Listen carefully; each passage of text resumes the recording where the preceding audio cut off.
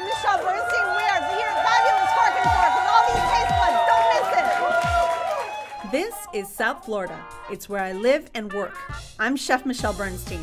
South Florida is more than sun, sand, and sea. It's a lifestyle of fashion, sound, culture, and of course, food. Food with taste from all over the world. Join me as we celebrate the food of South Florida And the people who love it. Join me as we experience SoFlo Taste. A big welcome to all you taste buds, to those of you at home and to those of you here at Cork and Fork. I am Chef Michelle Bernstein, and as you can tell, I'm not at my usual Publix Aprons cooking school in Plantation this week. No, I'm at Carnival Miami's Cork and Fork, a wonderful food festival in the middle of beautiful Coral Gables. How about we give us all a hand, everybody? So there's a lot of people walking around Miracle Mile in Coral Gables, sampling some great food and drinks from some great restaurants and just plain having fun. First, I thought it would be fun to make a few different kinds of tostadas, which are Mexican toasted tortillas, topped with all kinds of fillings. All right, so let's get cooking. For the first tostada, I have this beautiful, beautiful ahi tuna. It's gorgeous quality, and I couldn't bear cooking it. So I'm gonna make it into a gorgeous tartare and top our tostada with a tartare to start off. So this ahi tuna comes from Delaware Chicken Farm and Seafood Market, which I talk a lot about in the show. Beautiful ahi tuna. You ask for a nice clean piece, and make sure you always ask for sushi grade A. So you cut it in nice thin pieces like so. You lay it all nice and flat, and then you go ahead and cut nice thin strips. And from those thin strips, you'll get little diced pieces. All right, so you add this to a nice, clean, very cold bowl. We're gonna add to it some fun little things. I've got some diced up jalapeno that I'll add to it.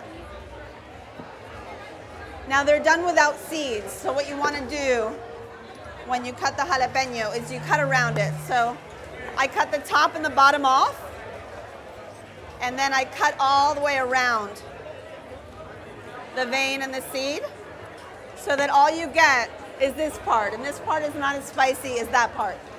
Now if you want to get spicier, obviously you add this in chopped up. One fun thing we're gonna add into this tartare are fried leeks.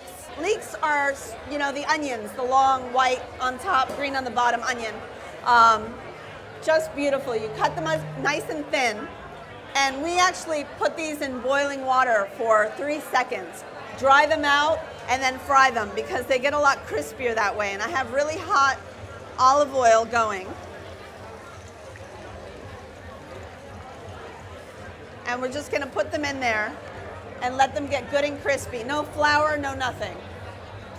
When they start turning a color, if you wanna watch these, honey, when they start turning a bit of a golden brown, start putting them right here on the little pan. I decided to make all of the tartare for all of you right now on stage.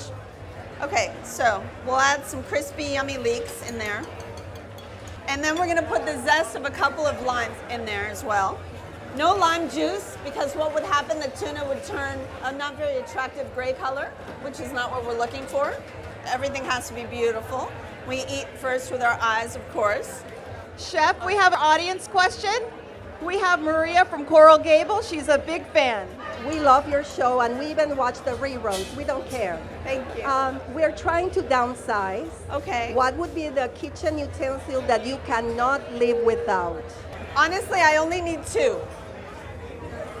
A spoon, A spoon, but a really good one, like a strong one, kind of a big one. Y un buen cuchillo, you know, a really good knife. awesome. So I'm gonna go on with a little bit of sesame oil. Let's flip this up a little bit.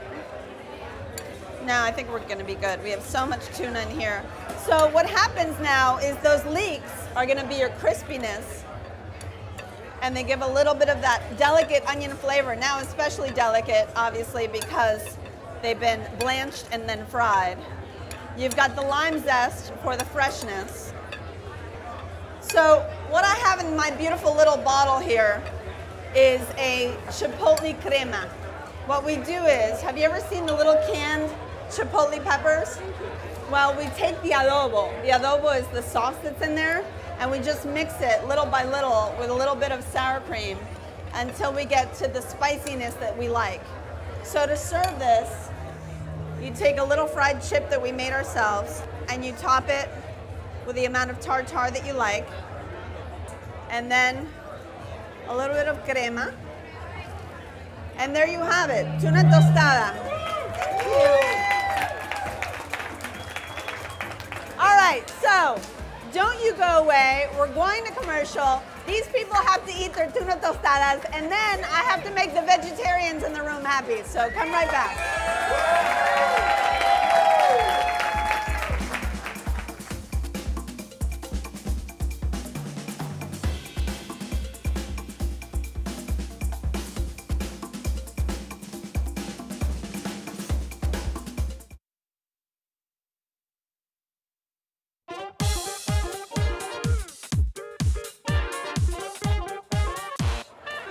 Welcome back to SoFlo Taste at Cork and Fork, here in the city of beautiful Coral Gables. Cork and Fork is the food addition to Carnival Miami's Carnival on the Mile. Now back to tostadas. So we are going to toast to the vegetarians in the audience and give them a little something something. We're going to make a vegetable tostada. So all you have to do is dice up a little chayote. It is a type of a squash. So we paired it with a calabaza or butternut squash or acorn squash, whatever it is that you're in the mood for. I wouldn't use spaghetti squash in this one just because it gets to be a little bit mushy. So dice up your chayote and you leave the peel on because it's so yummy, and you put it on a little baking sheet like this one along with your calabaza or pumpkin squash, a little bit of olive oil, and a little bit of salt and pepper. Shake it up a little bit. And this goes into a 375-degree oven. It shouldn't take longer than 15 minutes for these beautiful bad boys to roast up and get nice and tender, okay? Excuse me, Chef. We have another question for you. Thank you. This is Darcy from Bal Harbor. I know Darcy very well. Oh, I went to wow. high school with Darcy's sister. Hi, Chef. Hi, honey. The question that I have for you, for those of us who are not pure vegetarians, what type of protein could you use to make the dish that you're making today? Well, you tell me, what proteins do you eat? Shrimp, chicken, Yes, steak, yes, salmon? yes. Okay. Thank you. I liked it all. So do I. Thank you. Not pretty just good. because I like you, but I liked it all. We're gonna make something called col, which is like a slaw, a nice simple slaw. And to start out that slaw, we're gonna put a little bit of cider vinegar, a touch of granulated sugar, just a little bit, and a little salt together in a saute pan. And let it just melt. You want the sugar and the salt to melt real quickly. Then you take some green cabbage. I wouldn't use Napa cabbage on this just because Napa is a little bit too delicate of a cabbage, but you want to slice it nice and thin. About like so, okay? So nice thin green cabbage. Then you're gonna mix it with a little bit of shredded carrot. And I'm gonna take some of those jalapenos that we had before and throw those in there. And then once that melts, you're gonna want it hot because we're kind of pickling the cabbage. It just melted. Pour it in and let it sit. I would throw this in your fridge for as long as you want. It'll stay good for quite a while. It'll be a lovely pickled slaw that you can use on a lot of different things, and this is what it looks like. It's just lovely. It's very delicate. It's not too acidic. It's not sweet. It's just great. It goes on a lot of different types of dishes, pretty much anything you like slaw on. The topping, because I love creamy toppings, is a lime crema. So I'm going to take some limes and add a little bit of zest again to sour cream. You can use Mexican crema if you can find it. Also delicious. Chef Yeah? Michelle, another question from the audience. Maria Yes. and Mario from Miami. Hello. I wanted to know at what age did you start cooking? Oh, I could make osobuco when I was 6. Wow. And I could make gnocchi by the time I was like 5. Wow. Yeah.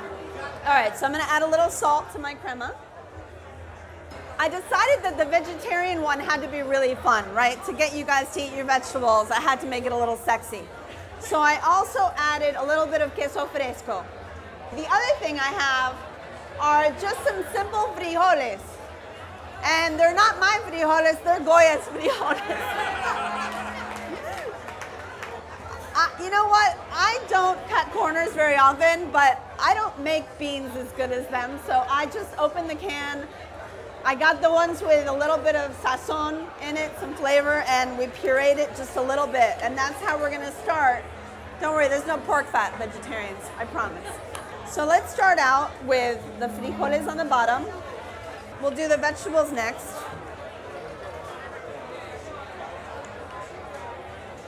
So we have all those chayote and the calabaza. I even threw a little bit of sweet potatoes in for fun this morning because I had them. A little bit of the slaw, the pickled slaw that we did. There you go. And a little bit of queso fresco, or farmer's cheese. This one's a goodie. You guys have to dig into this one. And then finally we have the lime crema. I need a little bit of cilantro for this one. So I'm gonna go ahead and cut this. My favorite way to cut it.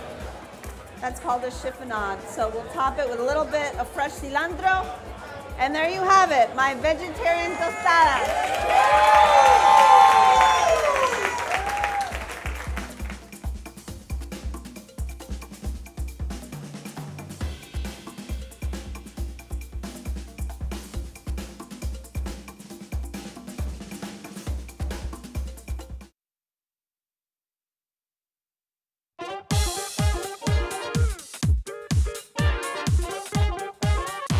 Hi, I'm Hunter Frankie on the road for SoFlo Taste. And I'm Melinda Harper on the road for SoFlo Taste, and we're at the second annual Cork and Fork at Carnival on the Mile. That's right. We're gonna get around, we're gonna get some tastes, talk to some people.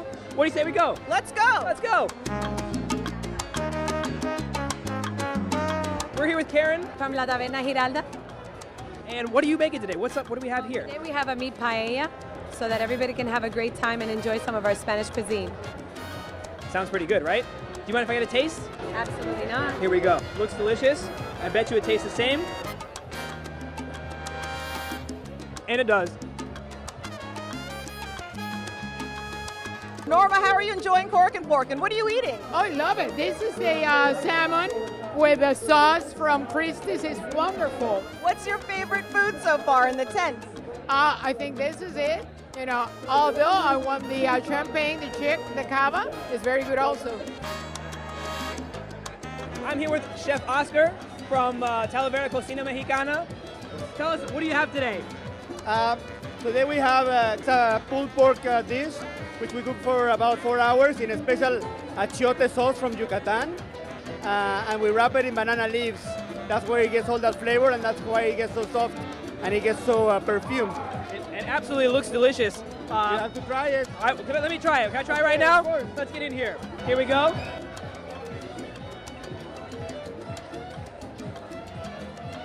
So good. We're at the La Palma table. What is this? Chef made for us a champagne risotto with asparagus with a marinated shrimp sauce.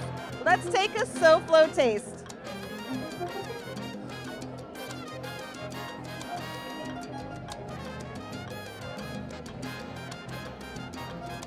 Delicious.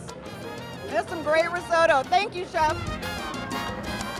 I am having a marvelous time. I'm really enjoying myself. The fact that I can sample different types of foods is really, really a plus for me. I'm a big foodie. We can ask for better weather, better company, great wines, and great food. Salud. Well, that was your first taste of the second annual Cork and Fork Food Festival. Let's go back inside and get some more food. Let's go see Michelle. Let's do it. Welcome back to the show. We are here in the middle of a beautiful festival called Cork and Fork. and I'm here in Coral Gables watching everybody eat and drink while I stand here and do recipes for them. It's a great day, but I'm very happy to be here. Just remember that all of these recipes from today and all of my recipes are always available on SoFloTaste.com, and you can find any of my recipes from all of my shows. We are next and lastly going to make something called a tinga, chicken tinga or tinga de pollo. So the tinga is a little bit spicy. Let's just go ahead and get started and make it. So to make the sauce, I'm going to take a little bit of good oil. We're going to add our onions to it. And we've got some cumin and a little bit of chopped garlic to that. We want to cook it until it gets a bit soft. So for this, you can do a couple of different things for your chicken. You can use only chicken thigh if you're a dark kind of a chicken person. You can use only breasts, which would be a terrible shame. Or you can get whole chickens. You can either roast your whole chickens or you can buy already roasted chickens, because no one's going to know. So if you buy whole roast history or roasted chickens, you can actually take the skin off and pull them apart and put them in the sauce. No one will know the difference. All right, so the onions are a little bit soft. I'm going to go ahead and add chopped roasted tomatoes. You purchase like that, obviously. And some, if you can find Mexican dried oregano, if not, dried oregano is just fine. Usually in the supermarket, you can find a Mexican oregano. And then finally, the bit of heat comes from roast poblanos. Or you could do roast chipotles, either one. And mix that in. Once that, again, gets really soft, it'll take about 8 minutes, 10 minutes. Go ahead and add some chicken stock or chicken broth. And you want to cook that down for a good 20 minutes and puree it. Once you've got that puree, what you're going to want to do is, remember I talked about pulling the chicken? You're going to want to put that chicken into the sauce and mix it in really well and keep heating it on nice and low heat and let it get really nice and warm. And the smell is just beautiful. So we're basically done with the tostada. All we're going to do is a little bit of cilantro again. Cut it up. Michelle, I think we've saved the best question for last. It's Kim and Gary from Ohio. Hi, Michelle. I would just like to know, is it time to eat now? Almost. Gary wants to taste your cooking. You got it. Well, you got to kind of step up in line because these people are fast. You got to watch out for them. All right. Big fans. They just want to eat. Thank you. So you take the chicken, and I always try to grab it from the bottom because that's always the juiciest part. And all that good tinga. And you put it onto your tostada. But you want a nice amount. You want to give your guests something to really get in there with. I'll make a couple more.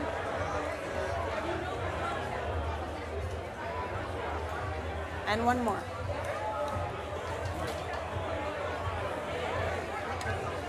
I'm going to top that with a little bit of sea salt. Wow, Gary's really getting in there, isn't he? A little bit of sour cream.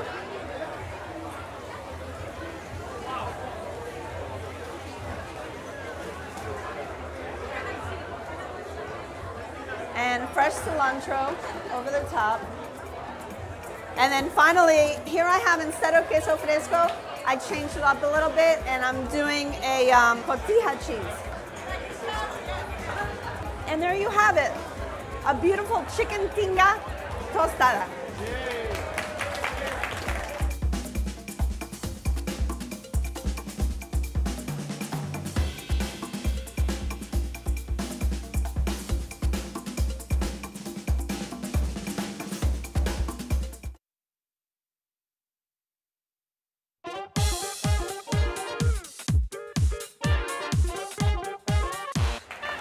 That's it for this week's SoFlo Taste.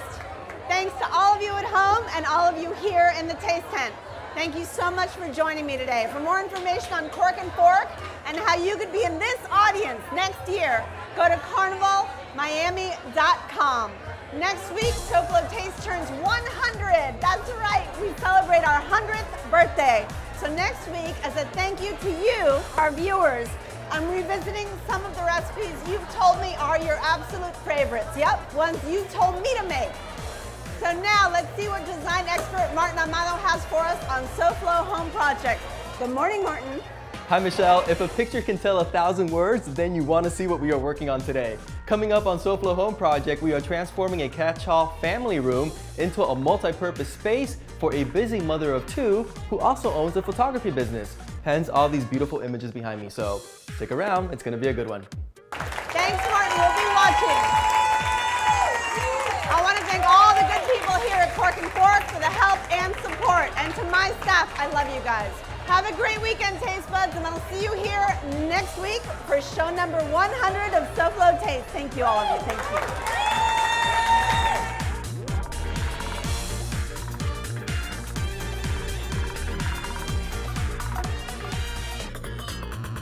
Oh, this is like real television.